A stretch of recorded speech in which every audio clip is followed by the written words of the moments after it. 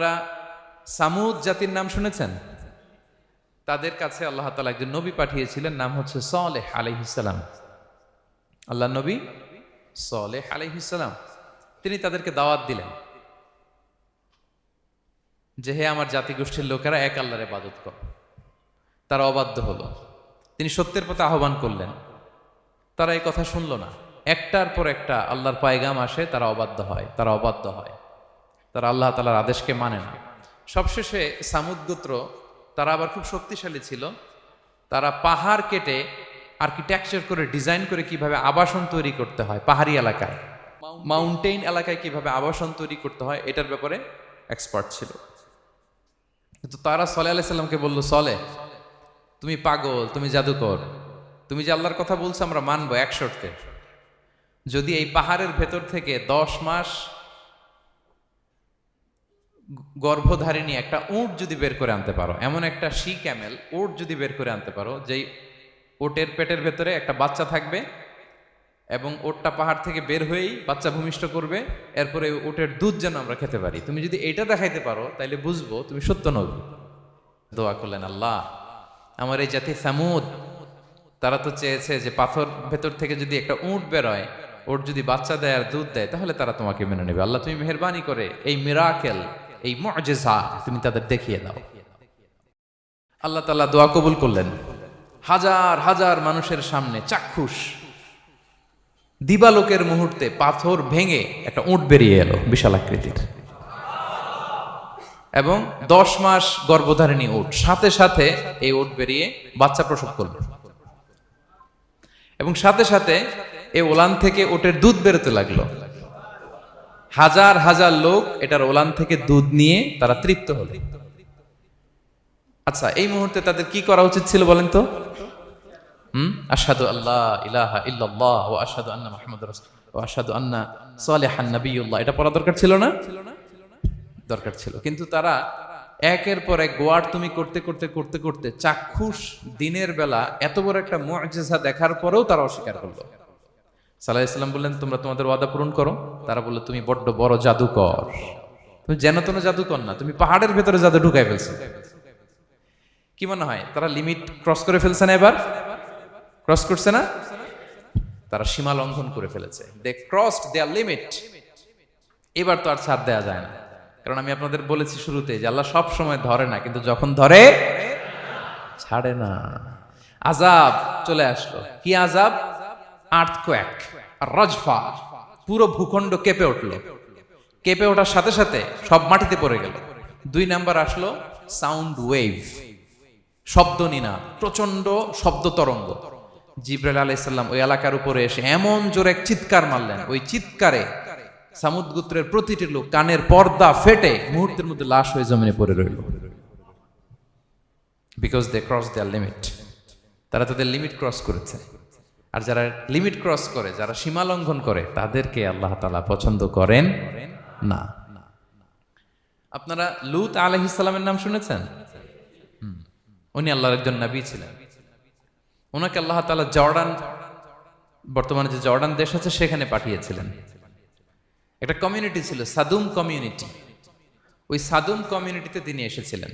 তিনিও দাওয়াত দিলেন, ইয়া কওমি ইবুদুল্লাহ মা লাকুম মিন ইলাহিন গায়রু, হে আমার কওমের লোকেরা, আল্লাহর ইবাদত করো, আল্লাহকে মেনে নাও। ওরা অস্বীকৃতি জানালো। সত্যের পথে আহ্বান করলেন, অস্বীকৃতি জানালো। ওদের পাশ দিয়ে ক্যারাভেন যেত, কাফেলার লোকেরা ডাকাতি করত। ডাকাতির শাস্তির ব্যাপারে তিনি ভয় দেখালেন, তারা নিবৃত্ত হলো না। এমনকি তারা সমলিঙ্গের প্রতি যৌন আকর্ষণ বোধ করতো। নাউযুবিল্লাহ। হোমোসেক্সুয়ালিটি, এখন একটা গ্রুপ আছে দেখবেন যে রংধনু নিয়ে মিষ্টি মিষ্টি কথা শোনায় বিশ্বব্যাপী। তাদের সাইন হচ্ছে রংধনু, রেইনবো। তারা ছেলেতে ছেলেতে বিয়ে, মেয়েতে মেয়েতে বিয়ে, এটাকে প্রমোট করে। নাউযুবিল্লাহ মিন যালিক। আমাদের এই মুসলিম সমাজে যেন এই আবর্জনা প্রবেশ করতে না পারে, আমাদেরকে সচেতন থাকতে হবে, ঠিক কিনা? এই সাদুম কমিউনিটির একটা বদ অভ্যাস ছিল, তারা ছেলেতে ছেলেতে বিয়ে করত, পুরুষে পুরুষে। আল্লাহ নবী লূত আলাইহিস সালাম তাদেরকে বুঝালেন যে পৃথিবীতে কেউ এই পাপ কাজ করেনি। প্রাণীদের মধ্য থেকেও একটা পুরুষ প্রাণী একটা পুরুষ প্রাণীর প্রতি আকৃষ্ট হয় না। তোমরা আশরাফুল মাখলুকাত হয়ে কিভাবে এই কাজ করো? তোমরা থামো। তিনি নানাভাবে হৃদয় নিংড়ানো ভাষা দিয়ে দাওয়াত দিলেন, কিন্তু তারা মানল না। তারা এই পাপ কাজ করতেই লাগলো। আল্লাহ তাআলা ফেরেশতা পাঠিয়েছিলেন ওনার কাছে পুরুষের আকৃতিতে। তারা এই আল্লাহর পাঠানো ফেরেশতাদের সাথে এই অপকর্ম করার প্ল্যান করেছিল। তারা মনে করেছিল সাধারণ মানুষ, আসলে এগুলো ছিল কি আল্লাহর ফেরেশতা। তো আল্লাহর ফেরেশতার সাথে যেহেতু এরকম পাপ কাজের চিন্তা করেছে, তার মানে দে ক্রস দেয়ার লিমিট। কি বলেন? সীমা লঙ্ঘন করে ফেলছে। আযাব, পানিশমেন্ট তাদের জন্য অবধারিত হয়েছে। আল্লাহ তাআলা শাস্তি দিলেন। কি শাস্তি দিলেন? সিম্পল। জিবরাইল আলাইহিস সালাম এসে পুরো শহরটাকে উঠাইয়া উল্টায় ফেলে দিলেন। আল জাযাউ মিন জিনসিল আমাল, যে যেরকম পাপ করে তার শাস্তি এরকম। ওরাও স্বাভাবিক মানুষের যে নেচার, এটার উল্টায় ফেলছে। কি বলেন? পুরুষ আকৃষ্ট হবে, সেক্সুয়াল অ্যাট্রাকশন ফিল করবে নারীর প্রতি, নারী পুরুষের প্রতি। এই যে নেচারকে উল্টাইছে না, আল্লাহকে তোদের শহরটারে উল্টাই দিলাম।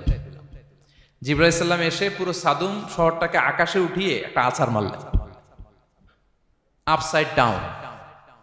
উপরের অংশ চলে গেল নিচে, সব মাটির অতল গহ্বরে।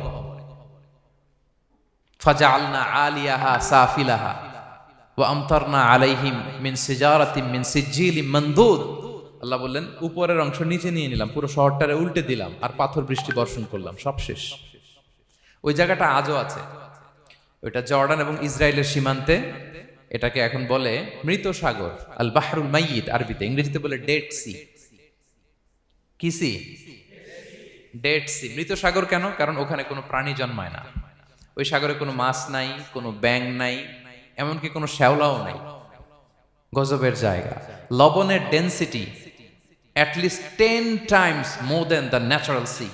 সাধারণ সাগরের পানিতেই তো কত লবণ, আমরা মুখে নিলে রাখতে পারি এত লবণ। ওইটার চেয়ে কমপক্ষে 10 গুণ বেশি লবণাক্ত। গজবের জায়গা, আযাবের জায়গা। এবং আযাব কেন এসেছে? They cross their limit. তারা সীমা লঙ্ঘন করেছে। আর ইন্নাল্লাহা লা ইউহিব্বুল মুতাদিন, আল্লাহ তাআলা সীমা লঙ্ঘনকারীকে পছন্দ করেন না।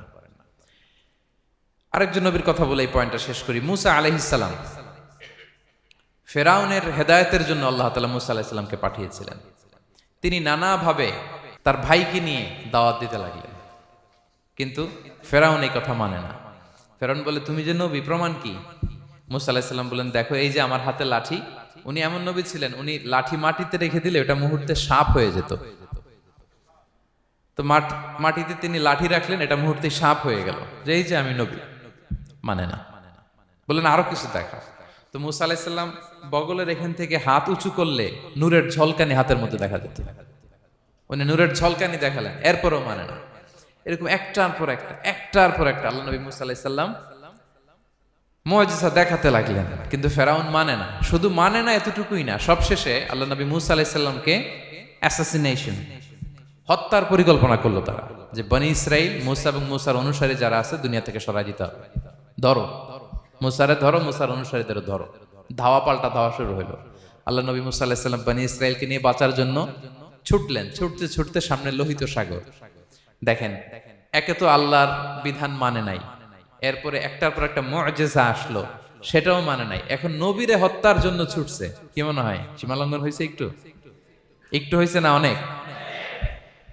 আল্লাহু আকবার। আল্লাহ বলেন ফাআগরাকনাল আখারিন, আমি মুসা এবং বনি ইসরাইলকে বাঁচাই দিলাম, ফেরাউন সহ তার দলবলকে সাগরে ডুবাই মারলাম। শুধু ডুবাই মারে নাই, আল্লাহ বলে ফাল ইয়াউমা নুনাজ্জিকা বিবাদানিকা লিতাকুনা লিমান খালফাকা আয়া। ফেরাউনকে লোহিত সাগরে তো ডুবিয়েছেই। আল্লাহ বলেন ফেরাউন, তোর অনুসারী যারা পৃথিবীতে থাকবে, তোর চালা চামুন্ডা যারা থাকবে, তোর খালাতো ভাই চাচাতো ভাই যারা দুনিয়াতে বেঁচে থাকবে, তাদের জন্য তোর লাশটারে আমি শুটকি বানিয়ে রাখলাম। Up to the day of judgment, কিয়ামত পর্যন্ত ফেরাউনের লাশটা মিশরের জাতীয় জাদুঘরে ড্রাই বডি হিসেবে আছে। আমি নিজে দেখে এসেছি নিজ চোখে, মমিফাইং করে শুটকি বানায় রাখছে। এভাবে পৃথিবীতে যতগুলো জাতিগোষ্ঠীকে আল্লাহ তাআলা আযাব দিয়ে ধ্বংস করেছে, তার কারণ হচ্ছে সীমা লঙ্ঘন। তার কারণ কি? প্রিয় ভাইরা, আমরা যেন আমাদের লাইফস্টাইলের দিকে একটু খেয়াল করি, যে এই সীমা লঙ্ঘনের কাতারে আমরা চলে আসলাম কিনা, আমাদেরকে খেয়াল রাখতে হবে। আল্লাহ তাআলা সীমা লঙ্ঘনকারীকে পছন্দ করেন না। ইন্নাল্লাহা লা ইউহিব্বুল মুতাদিন, তিনি সীমা লঙ্ঘনকারীদেরকে পছন্দ করেন না।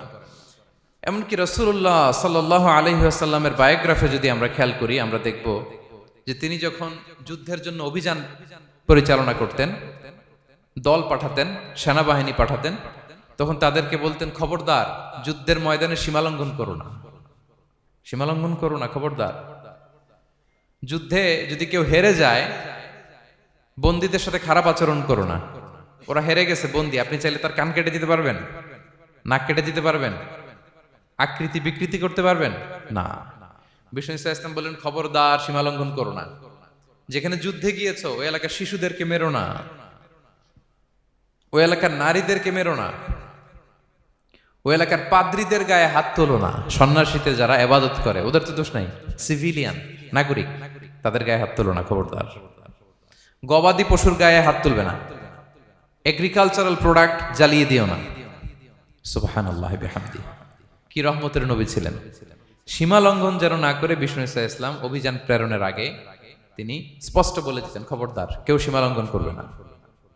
যারা তোমাদের বিরুদ্ধে অস্ত্র তুলেনি তাদের বিরুদ্ধে অস্ত্র তোলা যাবে না, কারণ ইন্নাল্লাহা লা ইউহিব্বুল মু'তাদিন, আল্লাহ তাআলা সীমা লঙ্ঘনকে পছন্দ করেন না। প্রিয় ভাইরা, তাহলে যেই 7 শ্রেণীর ব্যক্তিকে আল্লাহ তাআলা পছন্দ করেন না, তার প্রথমটা আমরা জেনে গেলাম, তারা কারা? সীমা লঙ্ঘন